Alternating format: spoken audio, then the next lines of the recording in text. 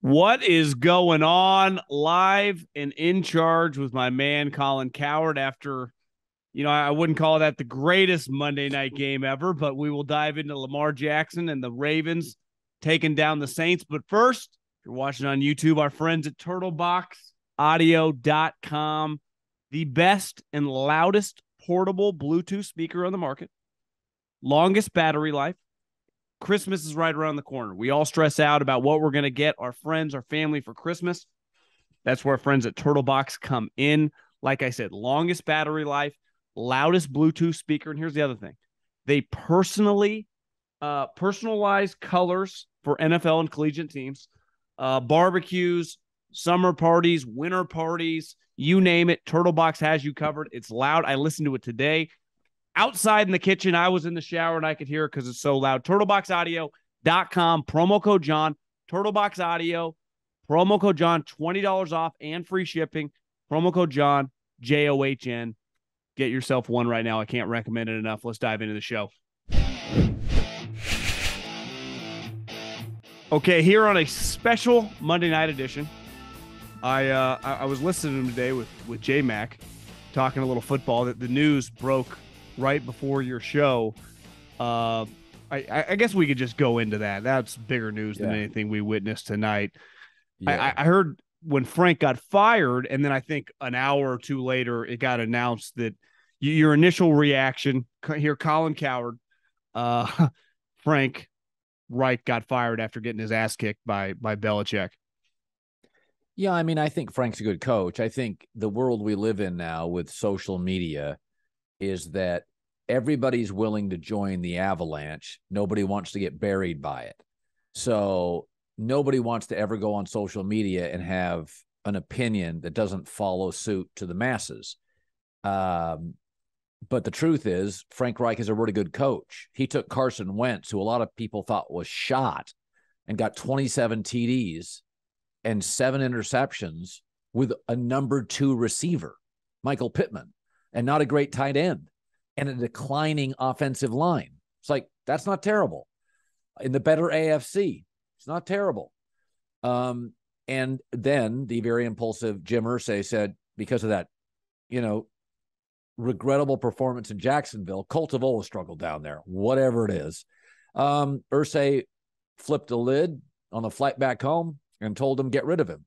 Okay, now you're scrambling. You're too good to get a top pick. Do you have to give away multiple picks to move up in the draft? And now they look around the market and it's like they had to overpay for Matt Ryan. And now they're screwed as a franchise. He's a big cap hit this year and next. So, again, look at the owners who have meddled. Dan Snyder on a quarterback pick. The late Dwayne Haskins, if you remember that was his pick. Yeah. Al Davis at the end of his reign, the late Al Davis. Now Jim Irsay. Irsay's not even that old, Colin. He looks 75, but he's actually in his early 60s. And I think he's making a mistake here. Ballard will keep his job. That's my understanding. But somebody had to be the fall guy. They got rid of the offensive play caller 2 weeks ago. Last week, yeah. Yeah, and there's Sean Payton told me today he doesn't think he actually called plays. Somebody had to be the fall guy. My question, though, is, I think Frank had some moments and was handed a rough situation when he first got there. And honestly, when he had Rivers, who was at the end of his career, they had an 11-win season. They were right there in the last couple of years. Okay, so there you go. Rivers and Wentz. I can argue he got more out of them. Last year, they did lose. That last game, Colin, the Jags game, they got their ass kicked by a team that ended up having the number 1 overall pick. And this year clearly wasn't going well. Matt Ryan, once they traded Wentz, they were in a tough situation. But once they get Matt Ryan, he is the former quarterback, offensive coordinator, head coach. Because he wasn't going to be the head coach next year. So firing him now. Now, the Jeff Saturday thing, I guess ultimately my take is I bet Irsay looks at his staff and goes, they all suck. I'm not making any of these guys the interim coach, where Tepper, whatever it was 3 or 4 weeks ago, probably personally likes Steve Wilkes and be like, this is an easy one. Give him a shot. Maybe Irsay's like, screw all these guys, is really kind of up in his feelings and bitter. But this is, I mean, it's pretty bizarre. It's a little out of left field in the middle of the season. I mean, how does Jeff Saturday know the majority of the team's name, the guys on the team's names? How's he going to know Well, he just won't know any of these people. Well, and also, it looks so impulsive and scattered. Any top candidate would pass. Sean Payton won't even look at that job. Let's say there was somebody from college football. You wouldn't even look at that job now. So, if you look at, we have on average 7 to 8 openings. A lot of times, John, the key is how attractive you can make it look for the next guy. So with Matt Ryan's contract, and they have one of their tackles, I think the right tackle, Brad Smith, I think I'm getting his name right, DeForest Buckner, the defensive lineman. I think they have a linebacker they pay a lot to, Leonard. They don't have a ton of cap space. They don't have a number one receiver. They have an old quarterback. And they have an impulsive owner. So like when you're going to move off a job, right? If you're going to fire a coach, you don't want to seem rash or impulsive because, the marketplace, let's say the Chargers job is open. Well, that's going to be the most attractive. Not saying it is, or the Raiders job. I get all those offensive weapons.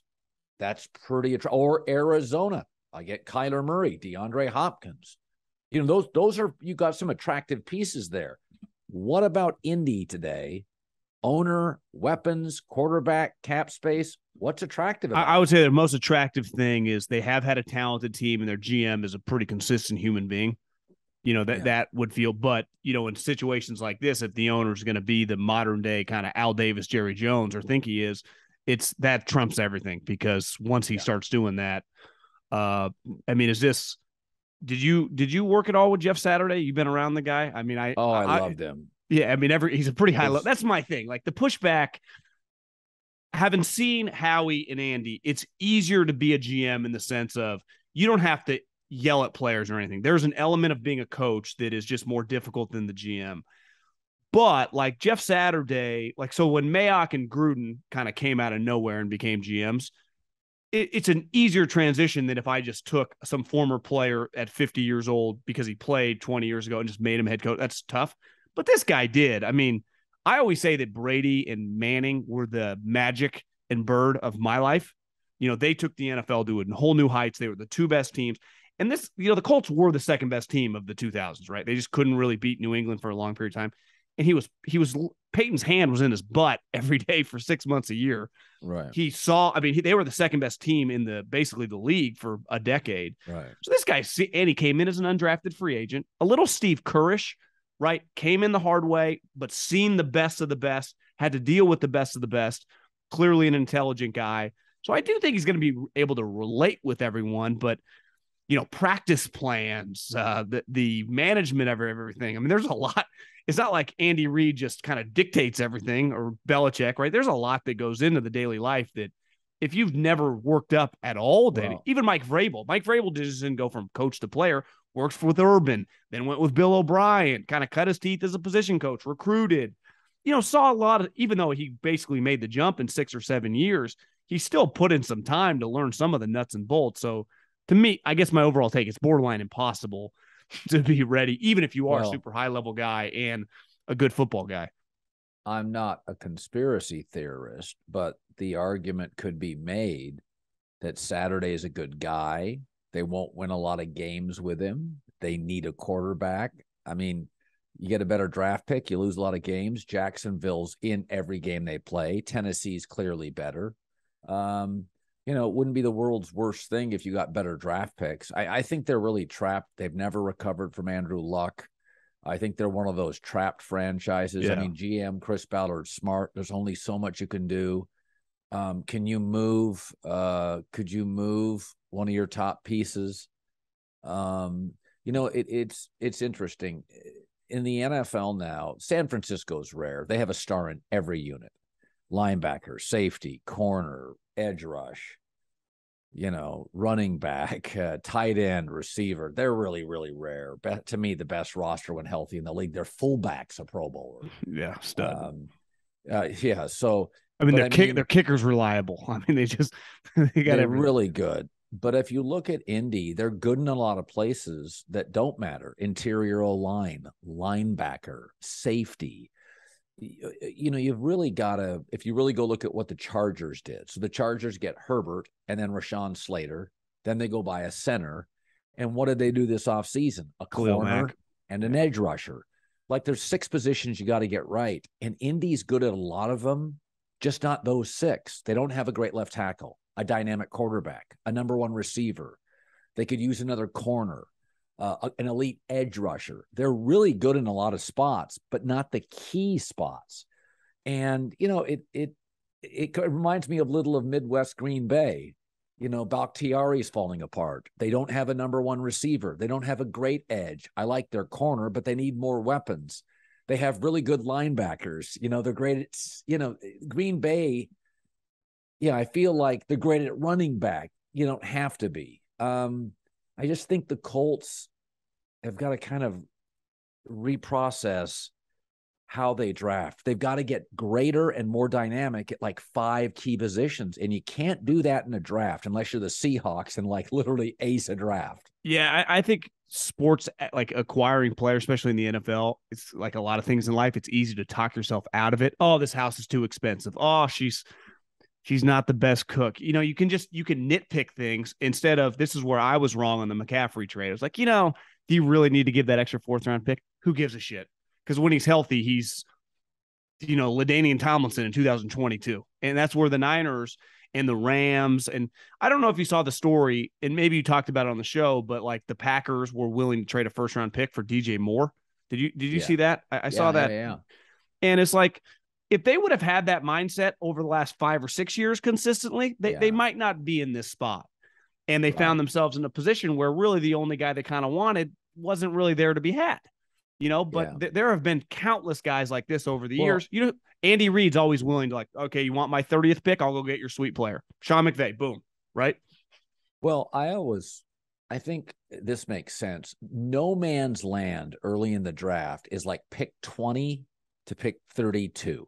Yeah. Right. It's because most GMs I've talked to tell me there's about 16 every year, 16 to 17 great talent, different makers. Like they're going to start.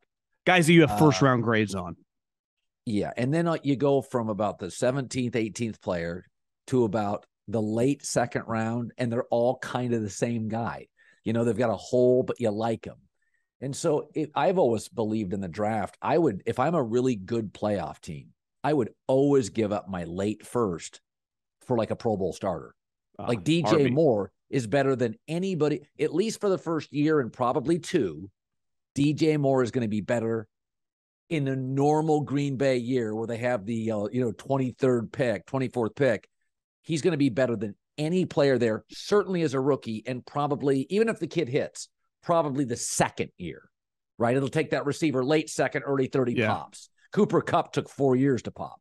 So Jamar Chase is an outlier. Devontae Adams took 2.5. It takes a while.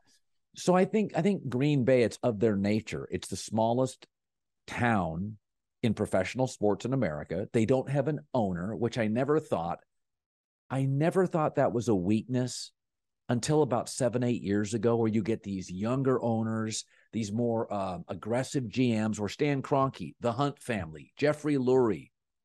They'll just go buy a player. They can be talked into it quickly on the tarmac, right? Yeah. That's literally how Sean McVay talked Stan Kroenke into Matt Stafford. He's on the tarmac and he's like, Stan, we need him. Here's why. And Stan's like, okay, 10,000 feet. He's off he's off to Denver, wherever he's flying to. So Green Bay doesn't have an owner.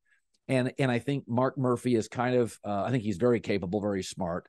But the no owner thing, kind of the Midwest values, don't overspend. People are different in the Midwest. It's more frugal. They're not the capital. They don't spend as freely or as willingly. And that's why Andy Reid is so unique. Like, he's just a big market spender. He's going to go big, rebuild stuff. And that a lot of places just still don't feel comfortable doing that. Well, I've always thought you are kind of who you are in the business, who teaches you. He kind of cut his teeth in Green Bay with Mike Holmgren, with Favre and Reggie White. So he saw the power of big stars and talent, and then right away he gets to Philly, Donovan McNabb, Brian Dawkins. It's it's a powerful thing to have impact players. I think Sean McVay has seen that up close and personal, right? Todd Gurley, Aaron Donald, they get Jalen Ramsey, Kyle Shanahan. It matters because it impacts you in these big games. Because in big games, your role players matter, but your stars win you the games or not. The 49ers won 2 road playoff games last year because they had studs, because they didn't have great quarterback play. And that's what's crazy. Like, I agreed with you over the years on the Pete and John Schneider. It felt more Russell for a couple of years really carrying the franchise. Yeah. But I watched them, and I've watched them a lot this year. But yesterday, playing a franchise that's in shambles, and it was clear, like, Seattle's buttoned up. They have good players. They're well run, and obviously Arizona's not. And the final score was not indicative of what you witnessed when you watched that game. Seattle kicked their butt. Oh, and that Seattle running back they have clearly dominant. Worked them. Are you? I know you've talked about it, but you got to be a little surprised by how well they look. Obviously, Geno's one of the stories of the year. Listen, there is no precedent for Seattle. A quarterback pops in year 8. Rich Gannon, maybe. I think for years and years, Seahawk fans today will say, hey, you guys really whiffed. Well, but then you Seahawk fans whiffed for the previous 5 years when you thought they were going to go back to the Super Bowl. This defense has been declining for years. The drafts have been really hit and miss, mostly miss for years. And I think this draft felt like John Snyder, not Pete Carroll, and the scouts took it over. It was it's really the best draft since Pete's second year, first year. 2 starting tackles, a star running back, a star corner in the 5th round, the edge rusher. Their first 5 draft picks are all elite players. Now, the Jets got their first 4 appear to be really, really good. But, John, you did this. You're a former pro scout. To get 4 high-end starters in a draft is almost unheard of. Seattle may have gotten 5. It's crazy, yeah. It's crazy. So that's part of it. And I also think Pete's history, Sean Payton today on the show said he's shocked by Seattle.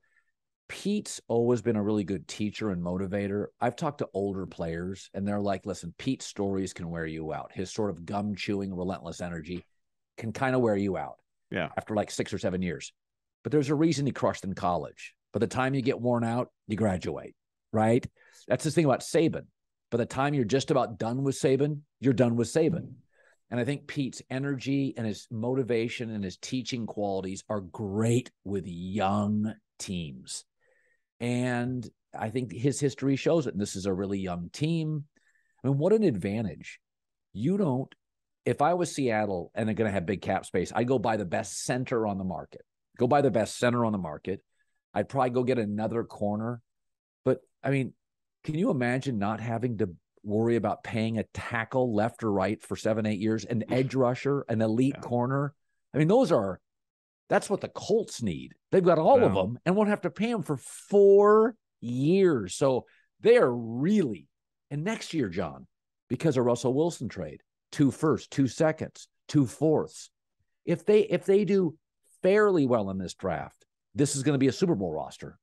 That clearly it'll be, if they get the quarterback right, it's a Super Bowl team. Well, and if Geno can just sustain it, I don't know if he's good enough to win a Super Bowl, but they're going to be competitive. I had a guy with the Jets tell me that he's like, we have crushed the draft the last couple of years. And you watch them. One of my takeaways at Jets-Bills game, the talent differential in the 2 teams, beside the quarterback, you couldn't notice much. But he said, let's pick our top 9 picks over the last couple of years because they've had a bunch of first and second rounders. If we hit on 8 of the 9, and then these guys become Pro Bowlers, impact players, and the one we miss on is Zach Wilson, we might be in trouble, big picture. But if we hit on the 1 and miss on 6 of the other 8, but it's Zach Wilson, we're flying high. And that's when I watch them, like they're playing well as a team. But that quarterback, he can't really function. They got a problem if he's not able to take a pretty big step in the next couple of years, because every year he's got to play the Bills. I know they beat him, but it wasn't because of him. And Belichick, and even now Miami can score. Like, Zach Wilson's a problem for the Jets because you can watch their team if you just know anything about football and go, Jesus, they got some players. Well, oh yeah. And the coach feels like he's kind of like got something going.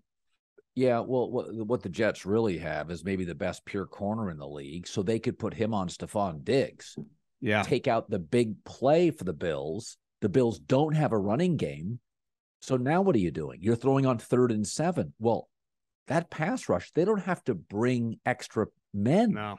So Green Bay locks down Stephon Diggs, doesn't bring extra people, gets a tremendous pass rush, doesn't respect Buffalo's run game, doesn't have to. And all of a sudden, when you take out, I always call the Bills Mike Tyson. Like, if you take out the knockout punch, not much of a jab there, right? No. If you take out Stephon Diggs and the Josh Allen home runs and say, okay, beat me on nuance. You watched yesterday. It's not part of Buffalo's game. Well, that was my take on the Chiefs game. The Chiefs had their C- game, yet Andy, Mahomes, they don't wilt. That they, even when they're playing like shit, and Kelsey, they just are able to stay focused, and they just find a way. They're down 17-9. They have the big drive. They win it in overtime. I don't think the Bills win that game. They haven't, but the Chiefs, to me, that's the difference in the two teams and really the two quarterbacks. And hopefully, for all of our sake, he doesn't have a major elbow injury. That would be awful because they would be done. I'll tell you, if Josh Allen's elbow injury is serious, what a break for Miami, not just in division, but if you sort of look at it, the trouble spot for Miami, it would be a road January playoff game with small Tua, that pass rush. You'd be like, wind. I mean, Tua underthrows, not occasionally, every deep ball. They're all underthrown. So he's got a lollipop arm. Yeah. So you can see Miami, you can see around the corner and go, the trouble spot for them is that windy, cold weather game in Kansas City, in Buffalo, and Cincinnati. Because their defense isn't that good either. They're not built to play like that. Yeah. And that front 7 for Buffalo and healthy is the deepest in the league.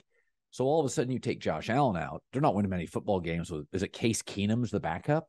Okay. Now you win the division, you get a Miami home game.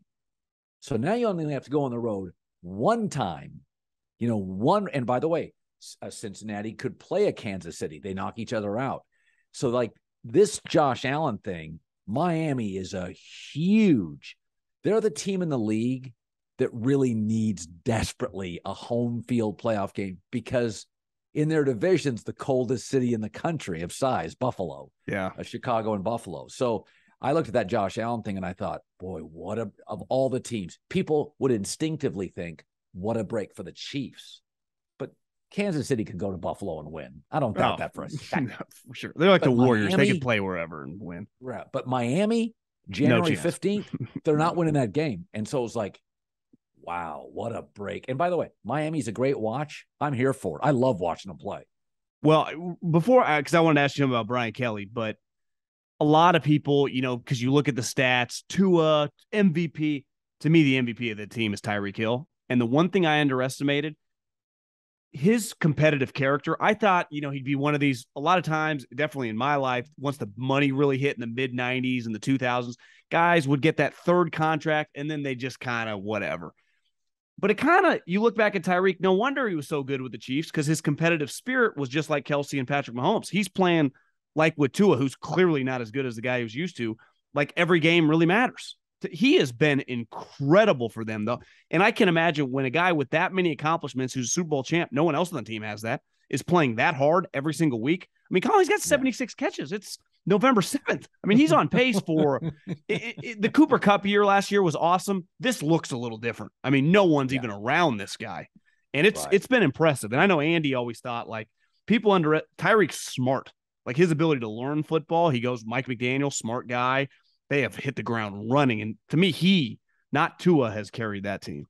Yeah, no, I think he was always a field tilter. I said before the season, I said, Kansas City will be fine, but they won't score as quickly. They'll score, Sky Moore and Scantling and Juju Smith-Schuster, they'll score, but they're not going to score like that. If you go look at the Tyreek Hill, Mahomes, Travis Kelce teams, what was remarkable about them? They trailed Houston once in a playoff game, 24-0, and I never for a second thought they were out of it.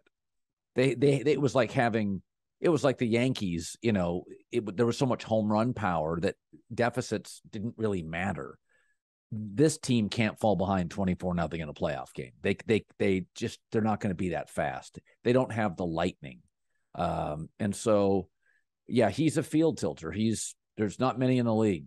He's just, there's no way to, I mean, even corners in this league, who was I talking to or listening to? Oh, Emmanuel Sanders told me the other day, he's like, man, he just got out of the sport and he works for the NFL Network. He said, when we played a Tyreek Hill team, like even the corners for us, like, hey, I need help on the back end, man. I can't run with this guy. And that's NFL corners for Buffalo. It's funny we say field tilter. In college, there's probably 5 or 6 guys that tilt the country, right? And I think Kirby has proven to be that at Georgia. He's taken that program to another level. And you've always been a big Brian Kelly supporter. And when I was a GA at Fresno State, we played him his last year at Cincinnati, the year they went to the BCS, and then he went to Notre Dame. And clearly he realized he could never win a national championship at Notre Dame. He could never beat Alabama with Notre Dame's teams. And he goes to LSU, and I don't even care. If you're in Brian Kelly's family, I bet Brian Kelly didn't think year one he'd beaten Alabama. One, just from a TV product, that was as good as college football gets. I mean, it's awesome to watch at night. But what he's done with that team, and you and me are West Coast football guys, I mean, Jaden Daniels, to have him play that well this soon after it looks so ugly, I mean, are you shocked by how fucking good the LSU is? I mean, beating Alabama. I know this isn't. I was told by a scout the difference now of Alabama 5 years ago is Georgia now splits with Alabama on the top recruits, and then A&M and Texas the last couple of years with the cash has been able to buy some of them. So Alabama doesn't quite monopolize just everything they once had. Yeah, I mean, if you take out their best edge rusher, Will Anderson, it's not. It's a good D line, but it's not scary. It's not like Georgia's what it was last year. No. And they don't have like their second corner or their third corner look like everybody else's second corner and third corner. So I think what's happened is Lane Kiffin will steal a receiver, Kirby Smart 2 linebackers.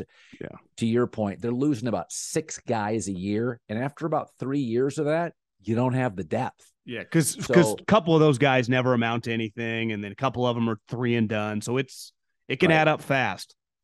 And I am surprised. I thought year 2, but what's interesting, somebody told me this about Lincoln Riley. So Lincoln has really solved USC's offense. But somebody told me, even with the transfer portal, you can't solve both sides of a team in 1 year. So Lincoln clearly said, I'm going to solve my side. I know offense. USC has 1 NFL player in their front 7 defensively. It'll take them another transfer portal class. By the end of next year, I think USC will be able to play with Caleb in that national championship sphere. They're not there yet. So I figured it would take Brian Kelly 2 years. But the truth is, LSU's got NFL bodies everywhere. Yeah. Somebody told me over the weekend, I got a text yesterday that Brian Kelly basically told LSU, listen, you just need a grown-up here. You just need an adult in the room. You're fine. We're going to be fine very quickly.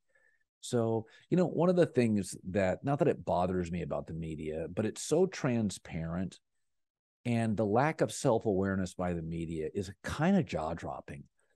The media doesn't like Brian Kelly because he's outspoken, and he's kind of he's kind of that blustery. Well, in college, I think we judge you more in the NFL. No one cares that Belichick's a dick, as long as you win. In college, sometimes when you think you're a fraud, I mean, I'm critical of Urban Meyer because I think he's kind of phony sometimes, and you're judged differently, I think, as a college guy because it's a little more father figure like, right? Right, but if you really look at Brian Kelly's, but maybe people actually like him that are around him. So I don't, I've never heard players really bash him. No. I mean, I know one person that knows him well. And he really likes him. He said he's gotten better. Like Tom Coughlin, he's evolved. He's loosened up. Yeah. He's loosened up over the last 10 years. So I knew somebody that dealt with him early at Notre Dame, and they said he changed early to mid to late. Remember, there was the death of the student. I think that took a little chunk out of him. Yeah. I think that was rough for his family. And so people evolve. But it's like the media has to be honest about this. That was the first time he's ever faced Nick Saban with equal talent, and he outcoached him. And this is why he left. Everybody was like, I can't. The media kind of took their swipes at him for leaving Notre Dame. Notre Dame's an elite academic institution at a private school in a lousy weather area of the country where you have to convince kids to come play there. LSU, you ask them. Yeah. And so he finally had, somebody once told me that about Mac Brown. They're like, man, Mac Brown's problem is everybody wanted to play. He got it rolling so fast that every Texas kid wanted to be a Longhorn, and he got a little sloppy in recruiting. Yeah. But became easy. You just ask kids, do you want to play? So, Mac came from Carolina. He's really working the recruiting, and then all of a sudden they get rolling, and every corner wants to play for Texas, and you get a little sloppy. Pete got a little sloppy at the end at USC, where they were taking kind of marginal kids that weren't great character guys, but everybody wanted to be a Trojan out west. You were around here. It was they got anybody they wanted to. They were an NFL team. So I just think, Brian, the media has to come to terms with he is in the top 3 or 4 in the country. He's won everywhere. He's won at 5 different places, and like 4 of them fast, like quickly. He's really good. Yeah, I mean, he's going to compete. I honestly think another guy, I think Jim Harbaugh can beat Ohio State this year. I mean, I think his team's really good. And I think Ohio State, clearly, they're just, Ryan Day's a good coach, but there's a toughness element that Urban brought to them that they just don't quite have now. And that's, I agree, years when guys graduate. And at the end of the day, Harbaugh hangs his hat on that. So like his teams, it took him a little longer probably than everyone that I thought, but his team's tough.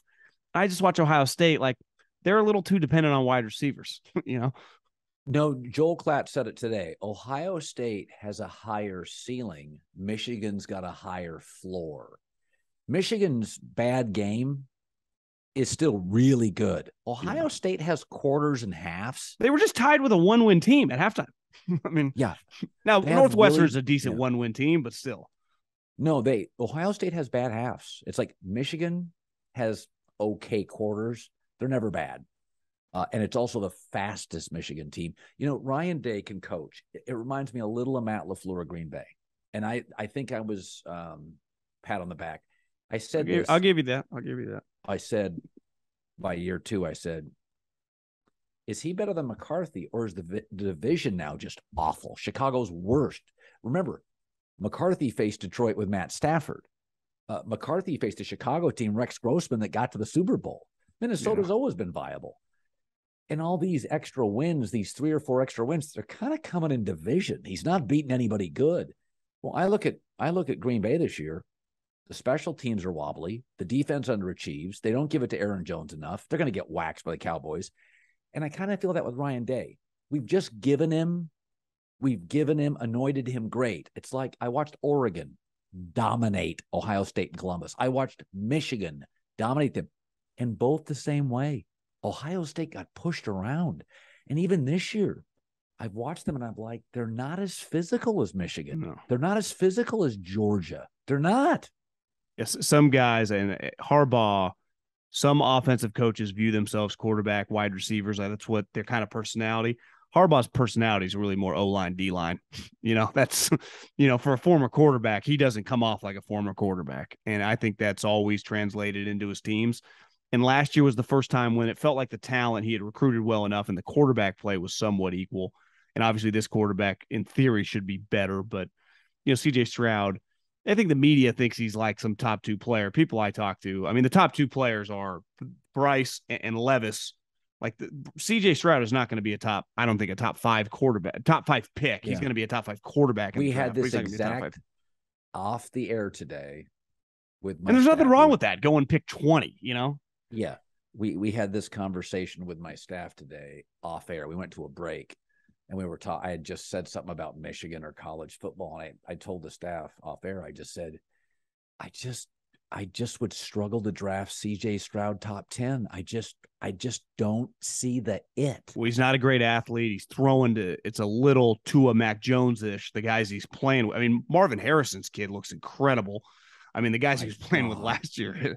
So, yeah, I'm with you. And we'll see. There's going to be a lot of, pressure. Everyone's going to be watching that game. And that's if Georgia, Tennessee, and Bama, LSU, I mean, I'd say Ohio State, Michigan's, you could argue is even bigger given that what's going to be at stake, right? If they're both undefeated going to that game. But well, I'll let you get to bed, and good talking to you, Colin. This is AMP. This has been live. Yep. So for all the people watching I'll put this on my social from time to time. We have a deal. It's called AMP with Amazon, where we kind of take a podcast style and we just go live with it. It's like radio. And it's fun. We buzzed through like 30, 35 minutes, like nothing, man. That was great. I tweeted too, Colin, but I'm hacked. I'm locked out. So the crypto people have my account. Cryptocurrency people. They have my stuff. Elon's got a lot going on right now, so I don't know if I'm high on his on his list to get back to. So we'll just see what happens. All right, buddy. Okay, later, Colin. See you, buddy. All right, bye.